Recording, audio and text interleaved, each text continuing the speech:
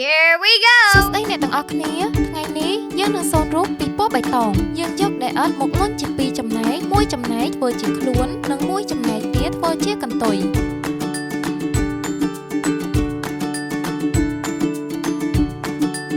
រួចយើងធ្វើក្បាលធ្វើច្រមុះមាត់ពាល់ចង្កូម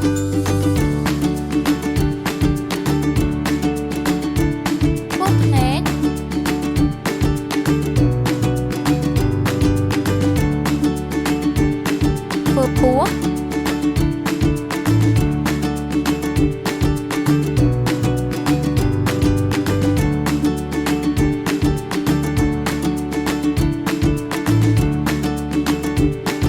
ធ្វើបន្លែខ្នងសាក់ចូល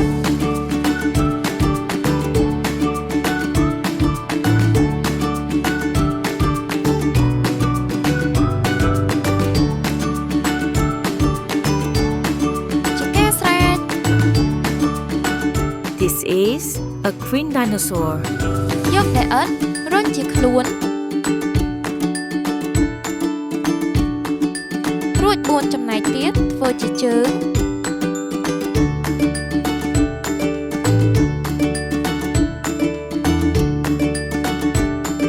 បន្ទាប់យើងធ្វើក្បាលធ្វើច្រមុះ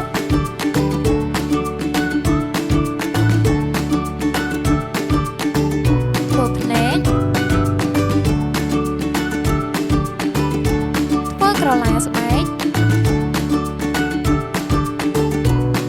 គុំចូលជើងនិងខ្លួន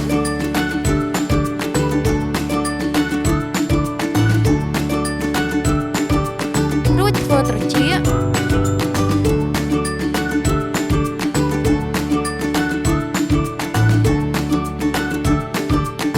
ធ្វើស្នែង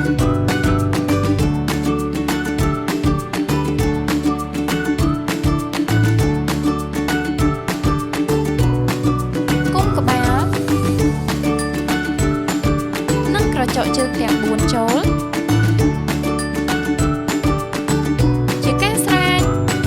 This is a orange giraffe.